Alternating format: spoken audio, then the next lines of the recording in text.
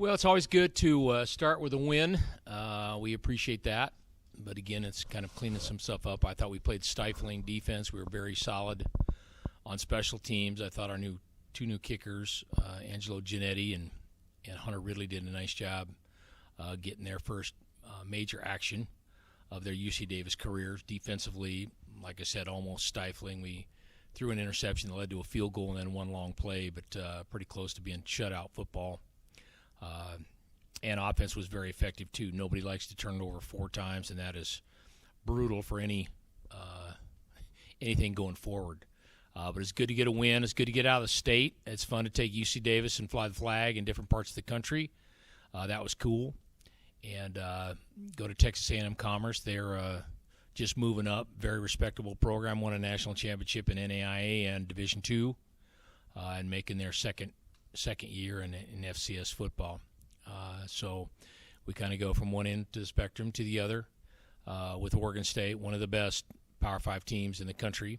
And Jonathan Smith has done a really, really nice job building that program up over the years. He played there himself.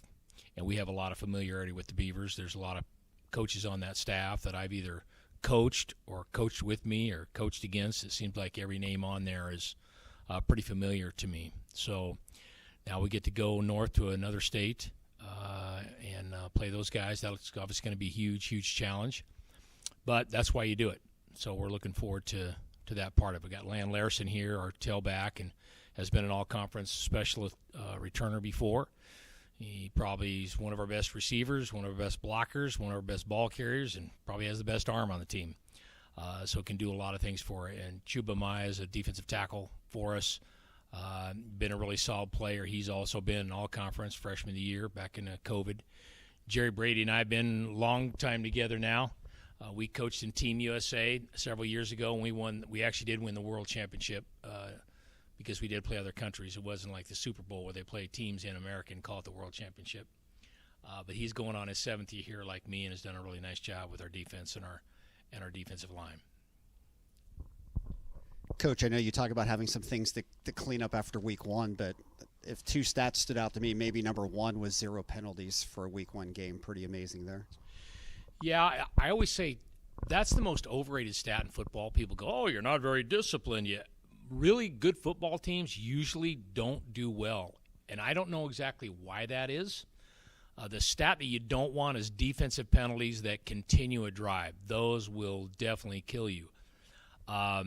But to come out and play that way, but I think it's a testament, I told our guys and our staff, to how we practice and how we train and the specificity of it.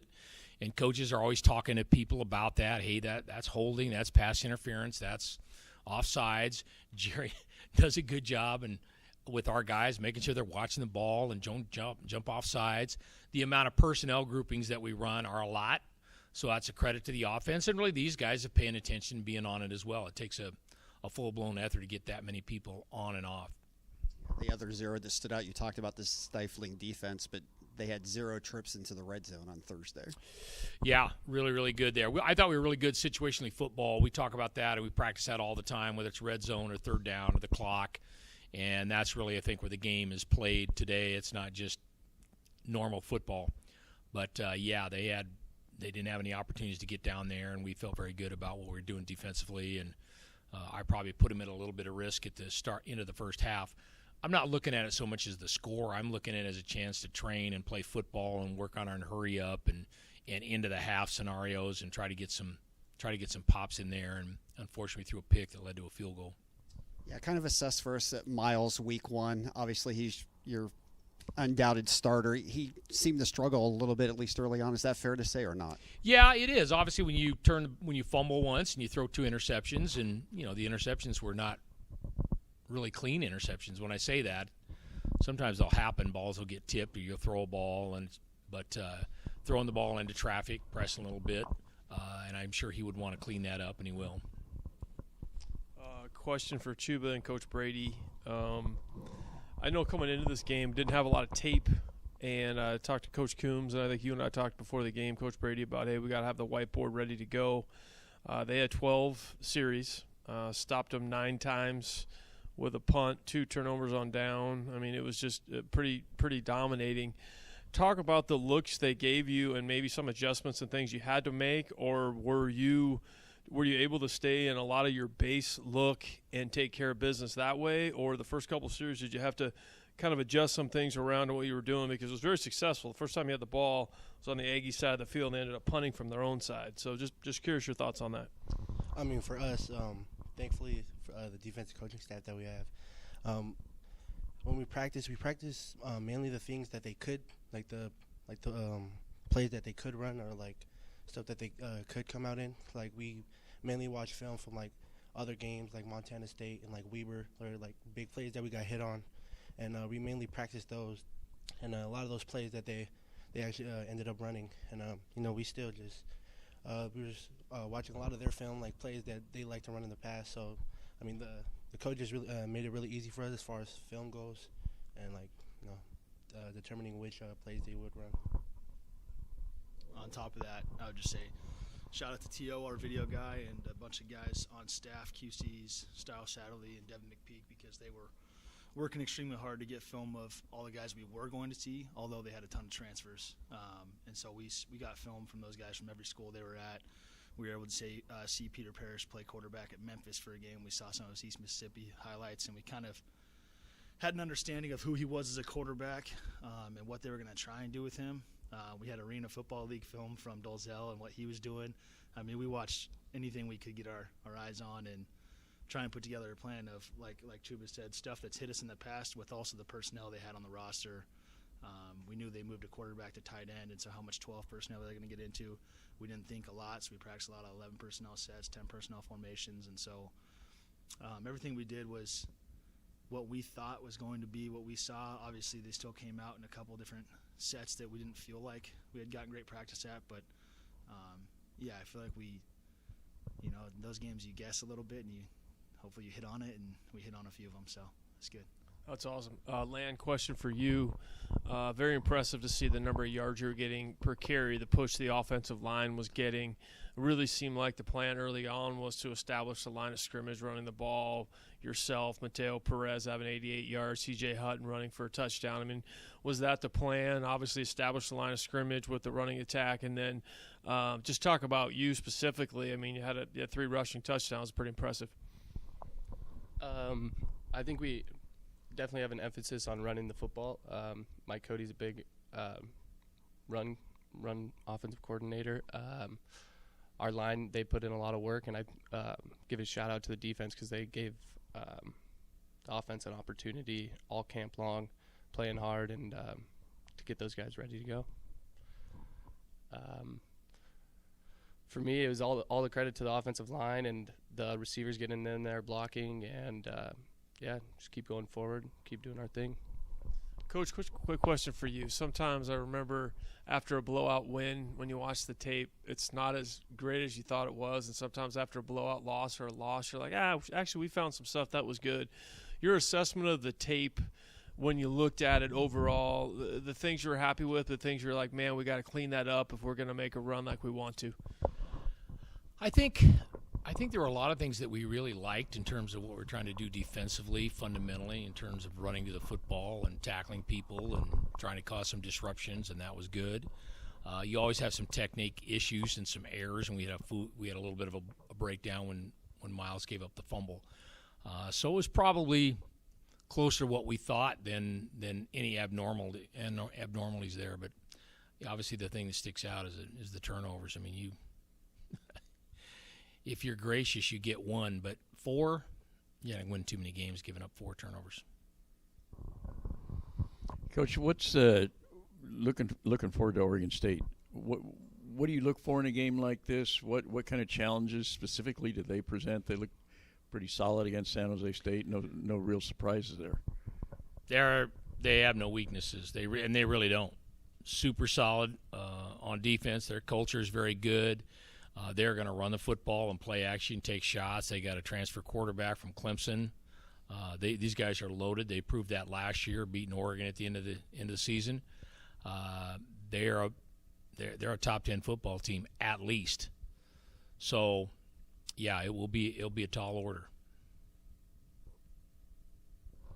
Lan and Chubba both what do you look for? You know, just playing Oregon State. What a game like that? What does that mean? New stadium or newly refurbished stadium, sold out, Pac-12, etc. I think it's a really cool opportunity, and to get in there and go play those guys. It's a really good opportunity also to show our stuff and play our brand of football. Very similar to what Lan said. I'm excited. You know, I love playing in bigger crowds and like the environment. Like last year, my favorite game was Montana State. You know, they tend to get a little rowdy out there, and I just love the environment. And I'm excited to play, you know, a high level football and prove myself and then just get better. Coach, what do you make of Yui Ugalele, or how they're calling him DJU now? And what does that look like for you, what you saw yesterday? Well, you better tackle the guy because he's built like a linebacker, number one. He's a big, thick kid, so you better tackle him if you're going to try to tackle him. And he can run, and he can move. So the quarterback run game is there, and then he can make all the throws. But obviously a phenomenal athlete and just a big, thick body. He's a big quarterback. Jerry, really their whole line is big. Their backs are big. Martinez goes about 230. Just talk about the challenge of trying to match them up front. Yeah, it is a challenge. You know, the size is what it is. We have guys that are big dudes and physically can hold up against a lot of guys. It's really the athleticism at their size is really the difficulty. They run a ton of outside zone and stretch, and their guards who are 300-plus pounds are moving like they are tight ends, linebackers. They're fast, and they can roll, and they do a great job of cutting guys out of their gaps in the run game. And so we're going to have to be quick. We're going to have to be on our key, strike who we're supposed to strike,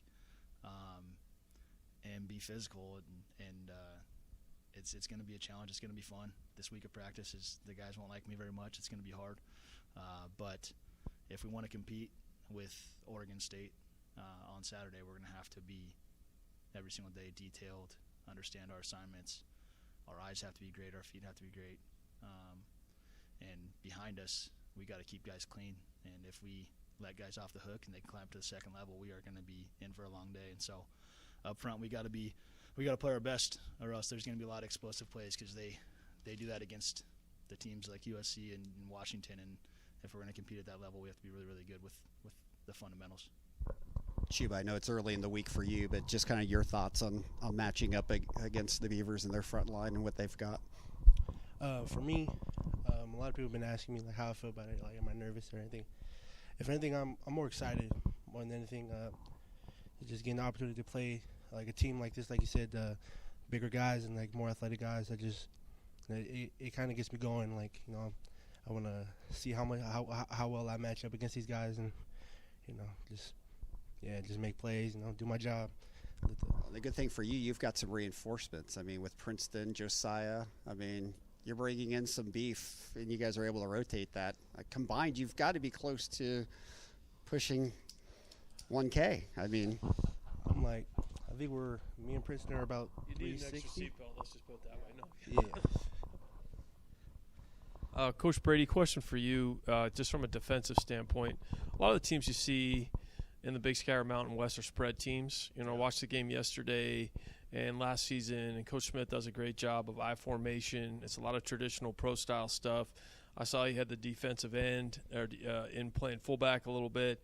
From a preparation standpoint and a scout team standpoint, it seems like it would be just a different week from what you're normally going up against. How do you prepare for that, if that makes sense? It just seems like a unique look versus what you might see the other 8-9 weeks.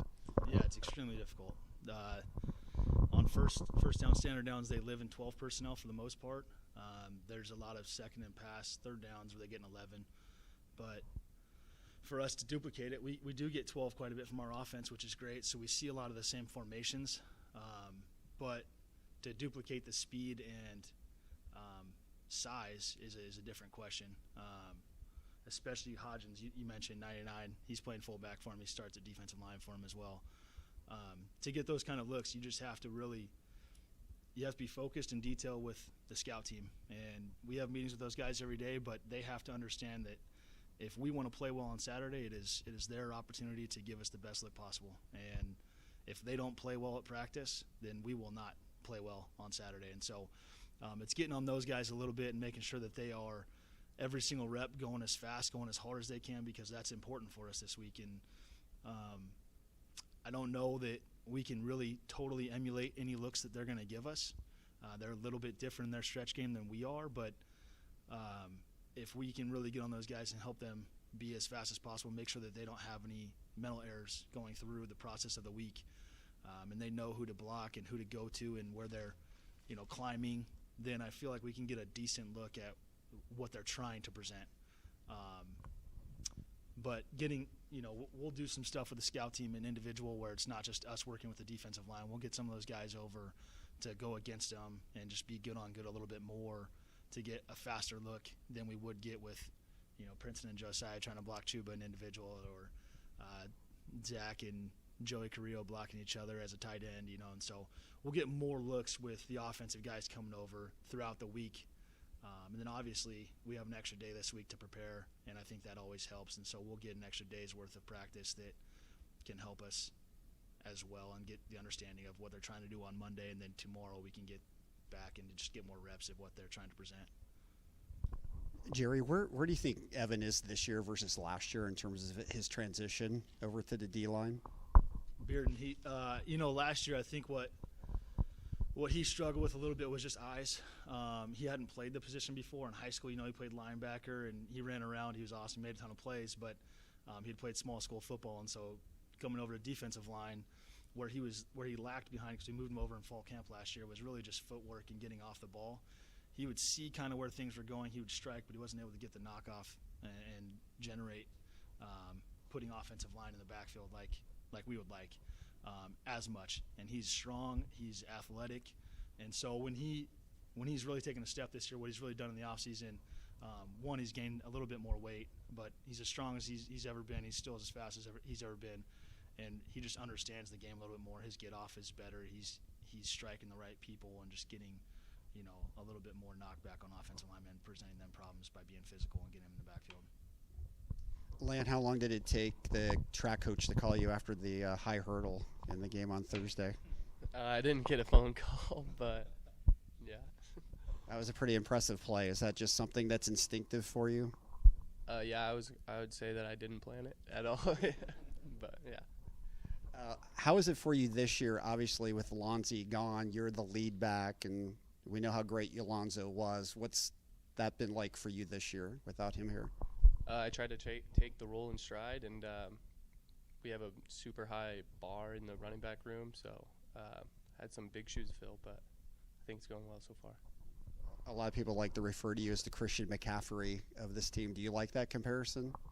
I got a long way to go to be a Christian McCaffrey, but that's a goal of mine, yeah. Dan, just for you, Oregon State is kind of the epicenter of what's going on in college athletics right now with the Pac-12 or Pac-2 or whatever it is. Just, I know we've talked about this a lot, but just overall your kind of thoughts, because you are playing the school that's probably most in the news in terms of what's going on right now with college football. Yeah, I feel sorry for them in the sense of a great conference has dissolved in a matter of a few weeks over power, money, egos. We're all kind of going down that road and not really, I think, looking at what's best for college athletics and college football and the student athletes. I get it. Everybody wants to make another buck. Everybody's trying to win the national championship. When you're all working off of a subsidy, you kind of have to chase that subsidy. So you have two programs right now in Oregon State and Washington State that, I mean, what are their chances? I mean, they basically have to go to the Mountain West or whatever they end up calling it. And I mean, I guess they could get in the American, but we've talked about this before. I mean, some of these other teams that are going to other conferences, how do your parents go to the games? How do your fans? How do your friends? How do your family? How do they get to games? What about the other sports and them traveling? What about? I told Justin Wilcox I'm looking forward to that annual Cal versus Florida State rivalry, and I'm But sure he is after last how night. how do you feel when you got to come back from 2 back-to-back trips to Rutgers or not Rutgers, but Syracuse and Florida State? Well, you guys know when you fly to the East Coast and you come back, that's 5.5 hours. So you're getting dark 30 on Sunday, and it's probably less strenuous on football, believe it or not, than the other sports. So hopefully there can be a situation. I know they just added on to their stadium, and they're trying to pay bills, and now what happens when your TV contract goes away? And it's uncharted waters for a lot of people, and like Jurassic Park, it's nature will find a way. I'm sure at some point economics is going to hit everybody at some point in some form or fashion. So, yeah, it's disappointing because you got 2 great programs in Washington State and Oregon State are now basically been kicked to the curb, and everybody's flying east. Tough. You mentioned there's a lot of connections with the coaching staffs. Can you just kind of elaborate on that a little bit? Well, Brandon Huper was our D-line coach. He's there. Michael Frazina was a quality control guy for us. He's there. Kafense Hinson was a guy from Willamette who was on our staff at Boise State. I mean, he's there. Keith Bonifay, I've known for a lot of years. He's there. John Boyer was at Northern Colorado. We know him. And Brian Lindgren, we know him. I've known Jonathan for a ton of years. I guess the sad thing a little bit is, Trent Bray, who's their defensive coordinator, I coached against his dad. So now I'm starting to see the kids. I guess when I start coaching against the grandkids, that'll be the big alarming factor. So I guess I'm seeing a lot of sons these days. So a lot of familiarity, not just in football, but culturally. And I think that's part of the reason you've seen those guys rise is they treat kids right, they do things right, they have a great experience. It's a positive situation. And thankfully, the Oregon State fans have been patient and allowed him to percolate and get that going and come around and not try to, just put on the almighty W right away. So there's a lot of familiarity there. And obviously, I spent 5 years at Willamette, and my kids went to school there. I know a lot of people up there, and so I'm kind of a transplant Oregonian to some degree. And maybe just elaborate a little bit. You love big time and giving your kids great experiences. Obviously, Saturday will be a great experience with the new stadium. They've sold out 35,000 plus. They're excited about this one, obviously, and you guys will be the first team in their newly renovated stadium. I always say it's more than football, and I want UC Davis football to be an experience in every sense of the word, and that's winning. That's winning championships. That's doing well in the playoffs, but it's also the bigger picture. And sometimes people have a hard time with that. So I would rather travel and play somebody or go to someplace new. Not that Oregon is exactly that new, but have you guys been in that stadium before? Any of you have been there, Jerry? See, you got 3 guys who haven't been in there before. So I just want to do that. I'd rather go someplace new, someplace different, take these guys there, let them experience it.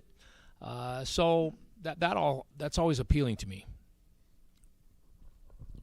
Just as one dad to another, you talk a little bit about Idaho State on Saturday night. He did a nice job. He really did. I think a lot of people were shocked and just, boy, I hope we can hang in there. And then they had chances to win. 35-point underdog. And, so he did a nice job. And the part of me, I think that these guys know this, that I was probably most pleased is – every time the camera was on him, he was very calm. He was smiling a little bit. He was very much under control. Their kids were having fun. They were running around. They were excited. Obviously, they got some work to do. He was fired up. He told me today they led the country in pass attempts. So I know some people are mad they're not running the football, but much like when I came to Davis, like that's down the road. Like right now, he's trying to get them going. So, It was good for him, and I thought a lot of the Bengal folks were fired up about it. But I was pleased with his approach to it and his radical kind of demeanor in terms of what they're doing schematically. That was good. Jerry, I'll just ask you overall about your depth at defensive line. We saw a lot of Justin March, Joey Carrillo. It feels like the depth is really a real strength for you this year. Yeah, I would say since I've been here, it's the best that we've been. You can really play any of the noses. lot, and they would get the job done. Feel great about Zach, Joey, Clayton behind those guys. He saw at the end of the game they're 97. He's just a redshirt freshman. He's coming along a nice way, especially since camp started. And then at tackle, we played Ben Newman there at the end as well. You mentioned Justin. Justin gets a lot of reps for us. He's a good pass rusher, so he's in for a lot of third down stuff. And Ben still, he had a little bit of an injury hang up there during camp, but he's been working through it. And, we've traveled 10, so Sony Amoni is the last one, and Sony had a little ankle injury on Saturday, and he didn't play, but he's another guy that he could start at a lot of places in this conference too. And so I feel great about the depth. You get nervous because all these guys graduate after 2024, so you're worried in 2 years. But right now, I'm going to love it, and over the next year and a half, we're gonna use it and be excited about what we have. How about specifically with Zach? He's coming off such a great season last year. Yeah, he played well in the first game. He's a guy that knows all three positions, and you can move him around. He started off actually against Cal last year because some of these guys, one went through a surgery over here. We had a couple of guys that were academically behind. But he started off playing nose against Cal last year in our first game, and we hung pretty tough. And then he played tackle behind Bryce from 2 years ago when Bryce was still here, and now he's playing end 5 technique, 8 technique for us. And so he knows every position. He can line up a lot of different places. He's long and athletic, so he does a nice job of creating mismatches with just that part of his body and frame. And Chubba, from you come from Long Beach Poly, which is kind of a historic program, Just talk about what it's like being from Poly.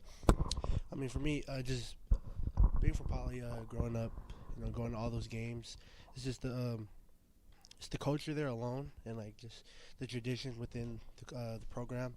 Right now, they have a head coach, Stephen Barbie. It's my guy. He really came in my junior year and changed the whole like he flipped everything around. I kind of went there to Poly, kind of on the downfall a little bit with underneath Antonio Pierce and then again Stephen Barbie coming in. But just being from Long Beach itself is just if you go there, you can ask anybody there. We just have this certain type of pride about the city. It's just we love it. We love everybody there. It's just it's really something you don't understand unless you're from there. So yeah. He's got it tatted on his calf. I sure do. So, Lan, it's interesting Scott asked that question because I think about you as a high school player and as if I was an opposing coach, you'd be a nightmare to go up against. So, did you play some quarterback? Did you play receiver? Did you play running back? Did you return kicks, punts? I mean, I imagine you weren't off the field much, but give me just obviously an outstanding running back, got a great arm, can play special teams, but as a high school player, your junior and senior year, what positions did you play? What did you kind of specialize in? In high school, I was mainly a quarterback. We ran a lot. We ran it a lot. We ran the ball a lot. A lot of reads. I played safety and nickel a little bit. I returned a few kicks, not much, but coming here, it was just getting an opportunity to get on the field and doing what I can do to help the Ags win. Are we still wrestling steer?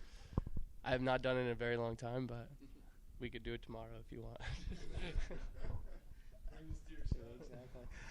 Dan, I believe it's 76 that you can bring again to Oregon State. Is that correct? That is correct, 76, yes. Do you anticipate your 76 to look very similar, if not identical, to last week?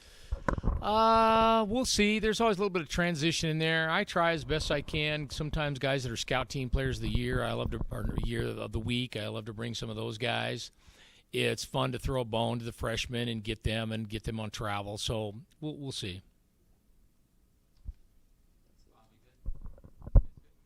All right. Thanks, guys. Go Ags.